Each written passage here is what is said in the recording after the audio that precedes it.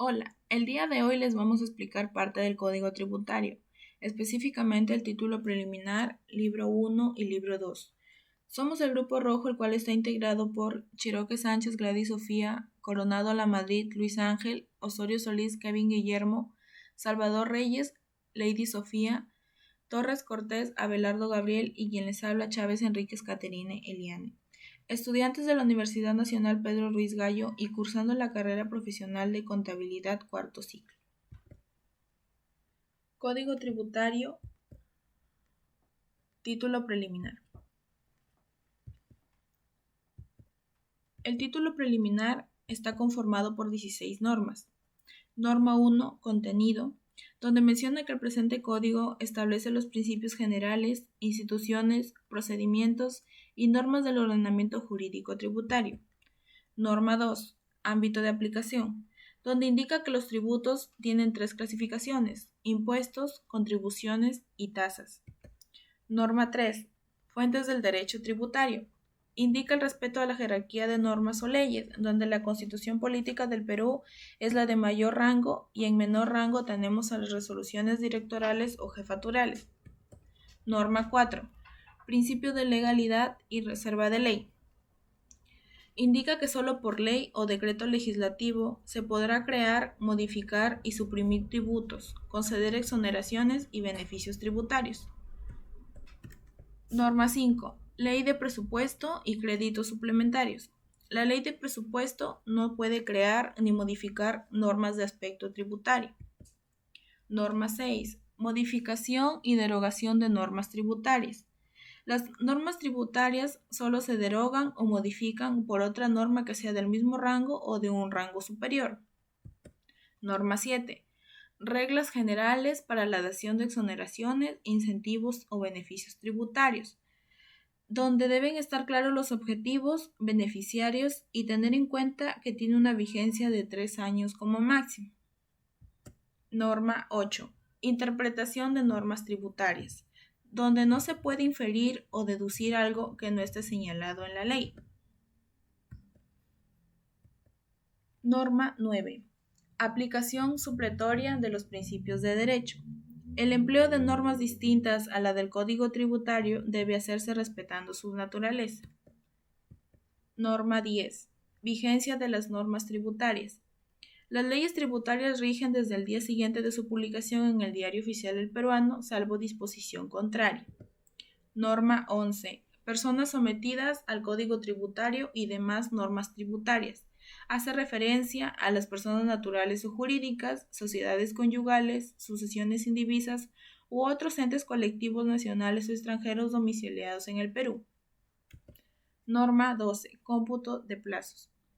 Nos habla de los plazos establecidos en las normas tributarias, donde los plazos expresados en días se entenderán a los referidos a días hábiles. Norma 13. Exoneraciones a diplomáticos y otros. Gozarán de exoneraciones, pero en ningún caso incluirán tributos que graven actividades económicas particulares.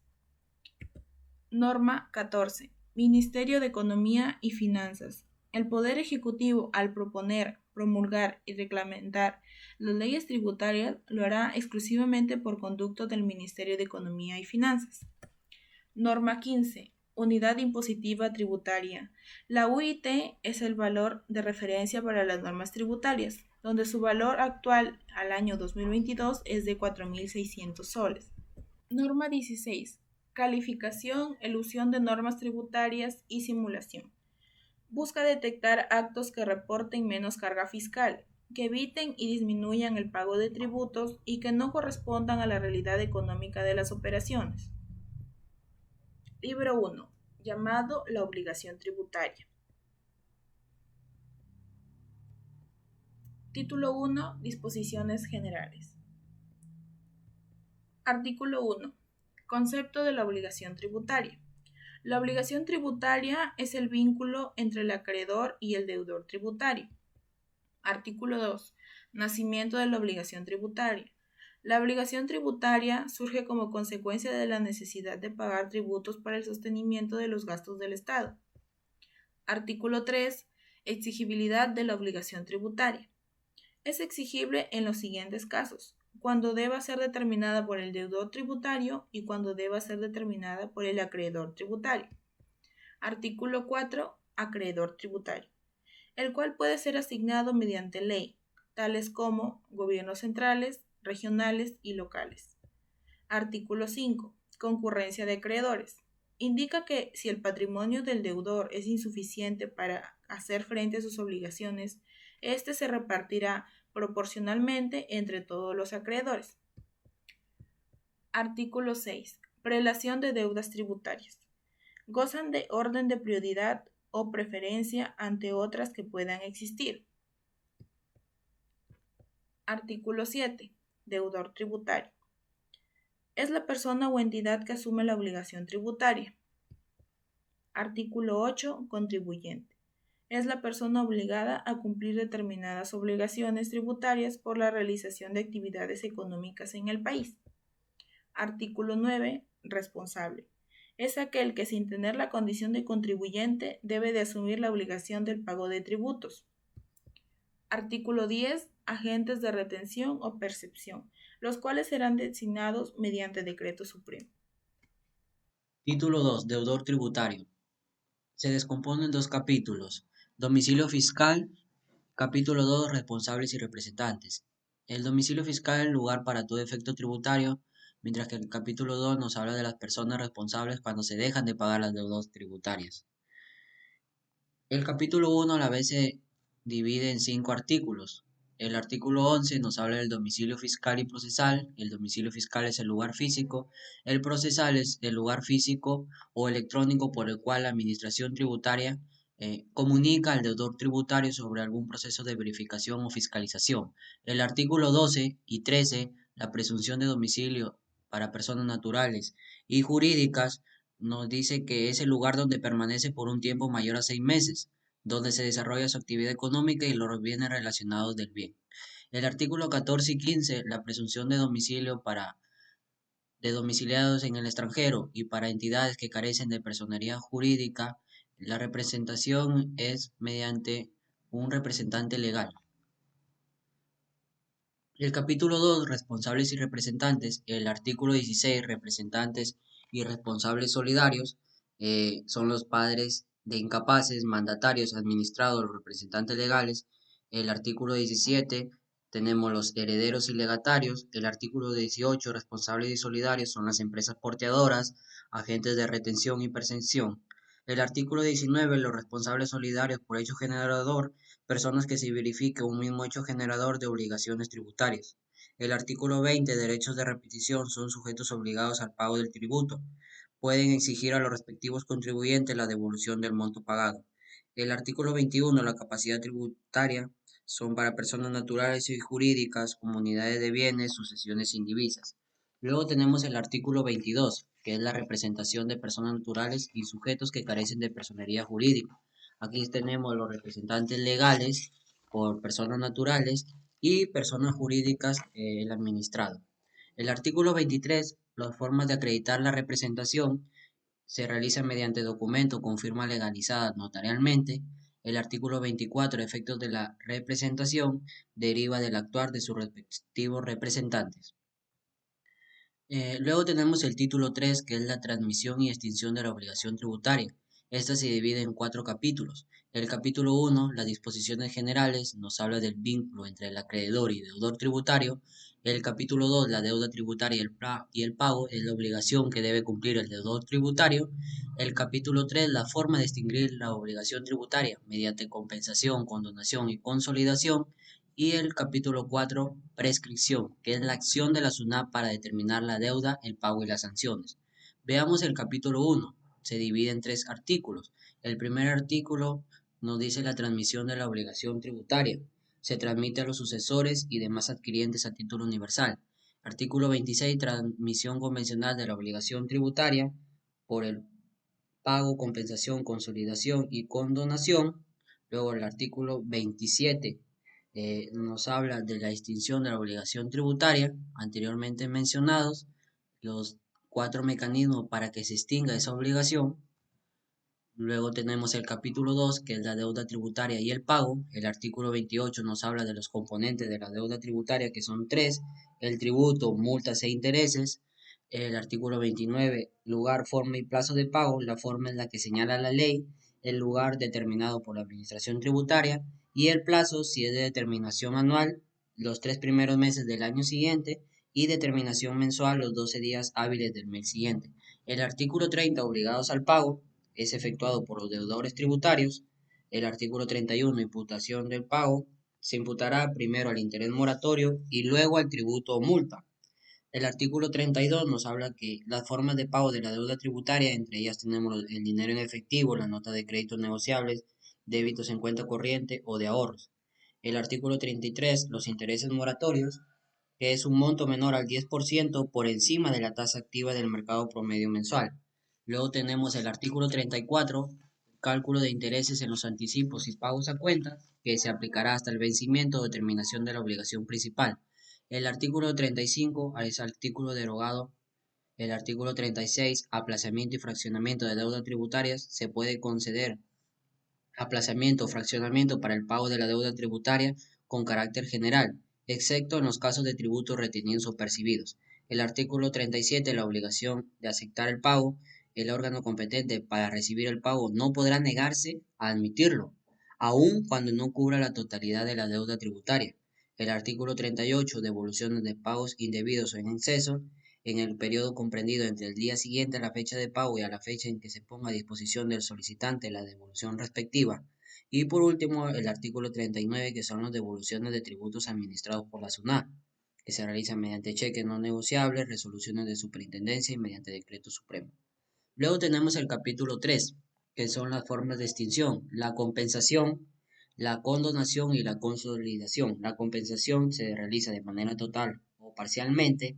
La condonación a través de los gobiernos locales que administran principalmente los arbitrios, y la consolidación se extinguirá cuando el acreedor de la obligación tributaria se convierta en deudor de la misma. Luego tenemos el capítulo 4, la prescripción.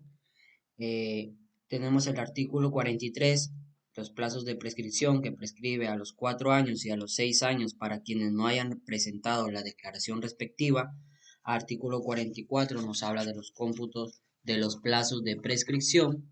El artículo 45, la interrupción de la prescripción, se realiza por la presentación de una solicitud de devolución, por el reconocimiento expreso de las obligaciones tributarias, por el pago parcial de la deuda.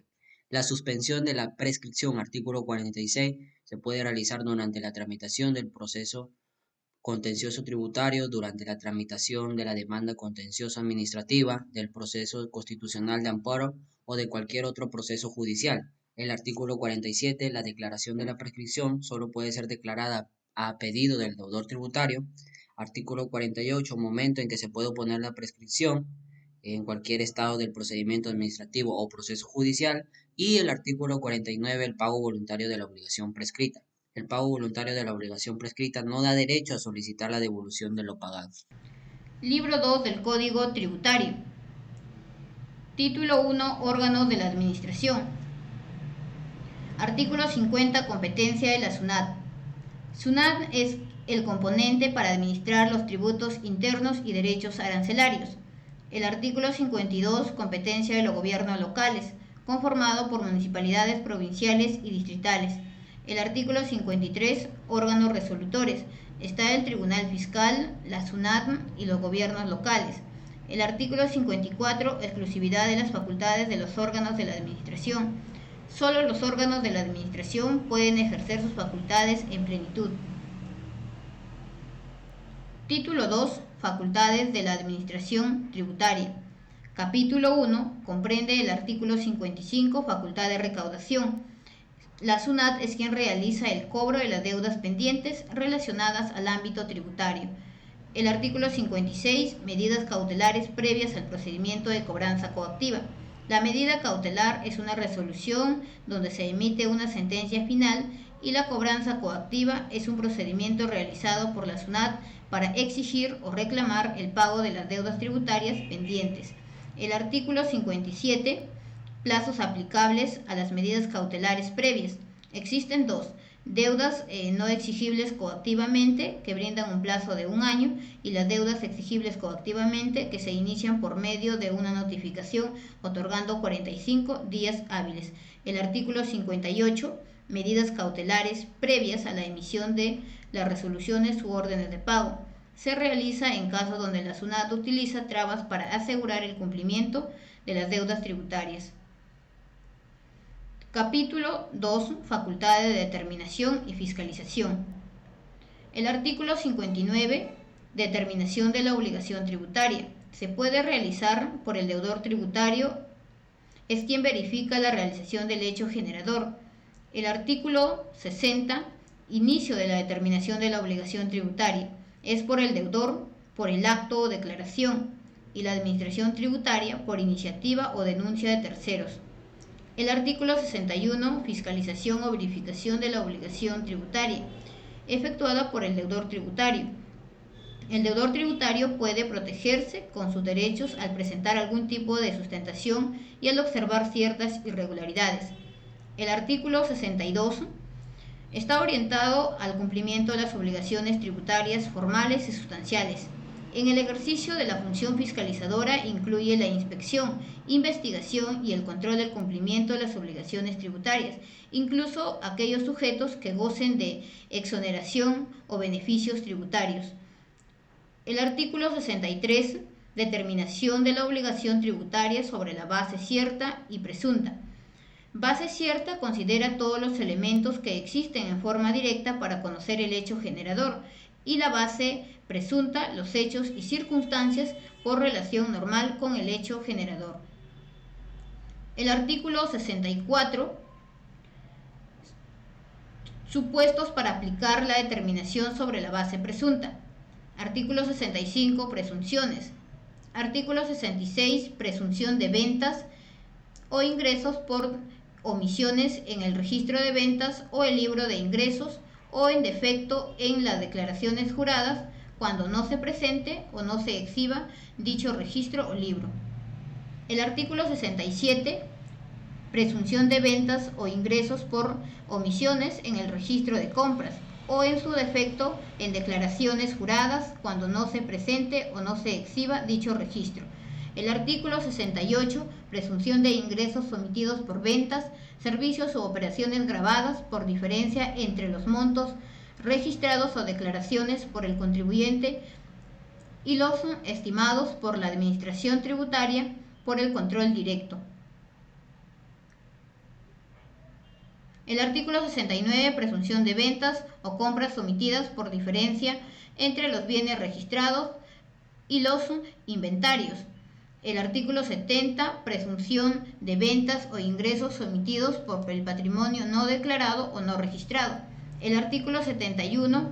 Presunción de ventas o ingresos omitidos por diferencias en cuentas abiertas en empresas del sistema financiero. Artículo 72. Presunción de ventas o ingresos omitidos cuando no exista relación entre los insumos utilizados, producción obtenida, inventarios, ventas y prestaciones de servicios. Artículo 73. Improcedencia de acumulación de presunciones. Artículo 74. Valorización de los elementos de la determinación de la base imponible. Artículo 75. Resultados de la fiscalización o verificación. Concluido el proceso de la administración tributaria, se emitirá la correspondiente resolución de determinación, la resolución de multa u orden de pago. El artículo 76. Resolución de determinación. El artículo 77. Requisitos de las resoluciones de determinación y multa. Son el deudor tributario, el tributo, la base imponible y la tasa. El artículo 78. Orden de pago.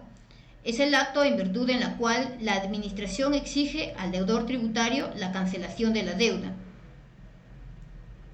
El artículo 79. Orden de pago presuntiva. Artículo 80. Facultad de acumular y suspender la omisión de resoluciones y órdenes de pago. Artículo 81. Derogado por el artículo único de la ley número 27788, publicada el 25 de julio del 2002.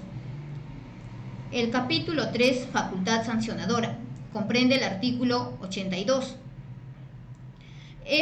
La administración tributaria tiene la facultad de sancionar infracciones tributarias como la legislación de libros fuera de fechas, por declarar impuestos fuera de plazos establecidos o por no emitir el pago. Continuando con la explicación del libro 2, tenemos dentro el título 3, que se denomina Obligaciones de la Administración Tributaria, cuyo título contiene 4 artículos y el primero de ellos sería el artículo 83, elaboración de proyectos. Este artículo nos indica que los órganos de la administración tributaria tienen a su cargo la función de preparar proyectos que remitan a su competencia, es decir, que tengan que ver directamente con sus funciones. El artículo 84, orientación al contribuyente, nos indica que la administración tributaria tiene como obligación dar orientación, educación y asistencia al contribuyente sobre conductas elusivas perseguibles. El artículo 85, denominado reserva tributaria, tiene carácter de información reservada respecto a los contribuyentes, sus fines propios o datos que considere relativos a ellos. Este artículo cuenta con algunas excepciones, cuyas excepciones son que la administración tributaria no puede tener carácter de información reservada cuando esta información sean las solicitudes de información, exhibiciones de documentos y declaraciones tributarias que ordene el Poder Judicial, cuando esta información sean los expedientes que formen parte de procedimientos tributarios, cuando esta información sean las publicaciones sobre datos estadísticos realizados por la misma administración tributaria, cuando esta sea la información de terceros independientes utilizados como comparables por la administración tributaria, cuando esta sean las publicaciones sobre comercio exterior que efectúe la SUNAT, cuando esta información sea solicitada por el gobierno central respecto a sus propias creencias, pendientes o canceladas, cuando esta sea la información reservada que intercambian los distintos órganos de administración tributaria, y finalmente la administración tributaria no puede tener carácter de información reservada cuando esta sea la información que requieren las entidades públicas a cargo del otorgamiento de prestaciones asistenciales, económicas o previsionales. Continuando con el artículo 86, prohibiciones de los funcionarios y servidores de la administración tributaria, nos indica que los funcionarios y demás trabajadores de la administración tributaria deben regirse a las normas para aplicar tributos, sanciones y procedimientos. Adicional a ello, los mismos quedan prohibidos de ejercer por su cuenta o por medio de terceros en alguna u otra actividad. Dentro de este artículo tenemos un inciso A, que se denomina obligaciones de la SUNAT para efecto de las actuaciones o procedimientos tributarios que se realicen a través de sistemas electrónicos, telemáticos e informáticos. Este artículo especifica que la SUNAT, para efectuar cualquier acción a través de sus sistemas electrónicos, debe asignar la clave SOL, que le permite a todos los sujetos inscribirse en sus registros, realizar, corresponder las notificaciones de sus actos y también almacenar, archivar y conservar los documentos que formen parte del expediente electrónico del usuario. Continuando con el título 4, obligaciones de los administrados, tenemos el artículo 87 que se denomina al igual que el título. Y nos dice que los administrados están obligados a facilitar las labores de la fiscalización y determinación que realiza la administración tributaria, en especial a ciertos indicios. Es obligación de los administrados inscribirse en los registros de la administración tributaria. Es de sus obligaciones acreditar la inscripción cuando la administración tributaria lo requiera y consignar el número de identificación o inscripción en los documentos respectivos. Es también su obligación emitir los comprobantes de pago o guías de remisión y entregarlos en los casos previstos por las normas legales. Determina también como exigencia el llevar los libros de contabilidad u otros libros y registros exigidos por la SUNAT. Es una obligación de los administrados permitir el control de la administración tributaria, mantener en condiciones de operación los sistemas o programas electrónicos, soportes magnéticos y otros medios de almacenamiento de información. Es obligación de los administrados proporcionar a la administración tributaria la información que la misma requiera o que ordenen las normas tributarias. Es parte de sus obligaciones a concurrir a las oficinas de la administración tributaria cuando su presencia sea requerida.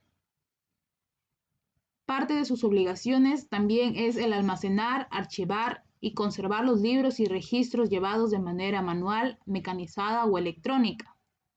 También tener la calidad, en caso de que los administrados tengan la calidad de remitente, se debe cumplir con la entrega de comprobante de pago o guía de remisión correspondiente para el traslado de los bienes que se realice. Es parte de sus obligaciones sustentar la posesión de bienes. También guardar absoluta reserva de la información a la que hayan tenido acceso relacionados a terceros independientes. Permitir la instalación de los sistemas informáticos, equipos u otros medios utilizados para el control tributario proporcionado por la SUNAT. Finalmente, también cuenta como su obligación comunicar a la SUNAT si tienen en sus poder bienes, valores y fondos, depósitos, custodia y otros, así como los derechos de crédito cuyos titulares sean aquellos deudores en cobranza coactiva que la SUNAT les indique. El artículo 88 se denomina de la declaración tributaria, en el cual tenemos dos incisos. El inciso 88.1 se denomina definición, forma y condiciones de presentación, cuyo inciso nos indica que el artículo 88 faculta a la administración tributaria a establecer para determinados deudores la obligación de presentar la declaración tributaria por otros medios, transferencia electrónica o en las condiciones que señale o se establezca mediante la resolución de superintendencia o norma de rango similar. Y el inciso 88.2 de la declaración tributaria sustitutoria o rectificatoria nos indica que el artículo 88 establece que la declaración rectificatoria surtirá efecto con su presentación siempre que determine igual o mayor obligación. En caso contrario, surtirá efectos si dentro de un plazo de 45 días hábiles siguiente a su presentación, la Administración Tributaria no emitiera pronunciamiento sobre la veracidad y exactitud de los datos contenidos en ella, sin prejuicio de la facultad de la Administración Tributaria de efectuar la verificación o fiscalización posterior. El artículo 89, cumplimiento de las obligaciones tributarias de las personas jurídicas. Nos indica que tanto las personas jurídicas tienen obligaciones tributarias que deben ser cumplidas por sus representantes legales. El artículo 90, cumplimiento de las obligaciones tributarias de las entidades que carecen de personería jurídica. En este caso, deben ser las obligaciones tributarias cumplidas por quien administre los bienes o por cualquiera de los integrantes de la entidad, ya sean personas naturales o jurídicas. Y el artículo 91, cumplimiento de las obligaciones tributarias de las sociedades conyugales o sucesiones indivisas, debe ser cumplida en las obligaciones tributarias por cualquiera de los interesados, ya sea representante legal, administradores o albaceas. Título 5. Derechos de los administrados, conformado por los artículos del 92 al 95. Artículo 92. Derechos de los administrados.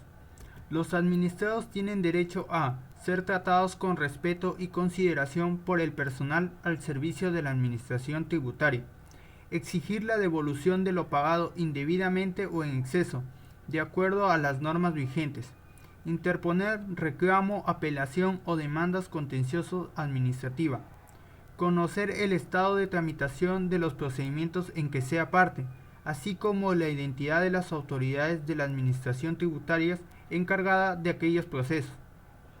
Solicitar la no aplicación de intereses y sanciones en los casos de duda razonable o dualidad de criterio. Interponer queja por omisión o demora en resolver los procedimientos tributarios. Formular consulta a través de las entidades representativas. La confidencialidad de la información proporcionada a la administración tributaria. Solicitar aplazamiento o fraccionamiento de deudas tributarias. Artículo 93. Consultas institucionales. Las consultas podrán ser formuladas por las entidades representativas de las actividades económicas, laborales y profesionales, además de las entidades del sector público nacional. Artículo 94. Procedimiento de consultas. Las consultas se presentarán por escrito ante el órgano de la Administración Tributaria, quien emite una resolución de superintendencia o norma de rango similar, la cual será publicada en el Diario Oficial. Artículo 95. Deficiencia o falta de precisión normativa. Si hay deficiencia o falta de precisión en la norma tributaria, no cabe absolver la consulta, debiendo la SUNAT proceder a la elaboración del proyecto de ley o reglamento correspondiente. Artículo 95A. Consultas particulares. Mediante decreto supremo se establece la forma, plazo y las condiciones para la presentación de la consulta particular. Además, el plazo de la SUNAT para dar respuesta al consultante y la forma en que se publicarán las absoluciones de las consultas particulares en el portal web de la SUNAT. Título 6. Obligaciones de terceros, conformados por el artículo 96 y 97. Artículo 96. Obligaciones de los miembros del Poder Judicial y otros. Los miembros del Poder Judicial y del Ministerio Público, además los funcionarios, servidores públicos, notarios, fedatarios y martilleros públicos, se encuentran obligados a cumplir con lo solicitado expresamente por la Administración Tributaria. Artículo 97. Obligaciones del comprador, usuario, destinatario y transportista. Las personas que compren bienes o reciban servicios están obligadas a exigir que se les entregue los comprobantes de pago, ya sean impresos o emitidos electrónicamente. Título 7. Tribunal Fiscal. El Tribunal Fiscal es el órgano resolutivo del Ministerio que constituye la última instancia administrativa en materia tributaria y aduanera a nivel nacional. Como tal, es competente para resolver las controversias suscitadas entre los contribuyentes y las administraciones tributarias. Depende administrativamente del ministro y tiene autonomía en el ejercicio de sus funciones. El título 7 a su vez contiene 5 artículos. El artículo 98 que nos habla de cómo está compuesto el Tribunal Fiscal. El artículo 99 que tiene como título nombramiento y ratificación de los miembros del Tribunal Fiscal. Este artículo nos dice que los miembros del Tribunal Constitucional son nombrados mediante la resolución suprema refrendada por el ministro de Economía y Finanzas por un periodo de 3 años. El artículo 100. Deber de abstención de los vocales resolutores, secretarios de atención de quejas del Tribunal Fiscal. Este artículo nos habla de la responsabilidad de los vocales y resolutores, los cuales deberán de abstenerse de resolver en los casos previstos en el artículo 97 del texto único ordenado de la Ley del Procedimiento Administrativo General. El artículo 101. Funcionamiento y atribuciones del Tribunal Fiscal. Nos habla de todas las funciones que tiene el Tribunal Fiscal. Y por último, el artículo 102. Jerarquía de las normas. Este artículo nos dice que el Tribunal Fiscal, al momento de sancionar, deberá de aplicar la norma de mayor jerarquía. Título 8. Asistencia administrativa en materia tributaria. Son actuaciones dirigidas al intercambio de información entre administraciones tributarias a la asistencia en la recaudación de créditos, así como a otros fines previstos en la normativa reguladora de la asistencia mutua, como por ejemplo la asistencia en actuaciones de notificación. Este título contiene de 8 artículos, ¿no? El artículo 102A, formas de asistencia administrativa mutua en materia tributaria. El artículo 102B, intercambio de información, aspectos generales. Artículo 102C, intercambio de información a solicitud. Artículo 102D, intercambio automático de información. Artículo 102C, intercambio de información espontáneo. Artículo 102F, intercambio de información mediante fiscalizaciones simultáneas y en el extranjero. Artículo 102G, asistencia en el cobro y establecimiento de medidas cautelares. Artículo 102H, asistencia en la notificación. Gracias.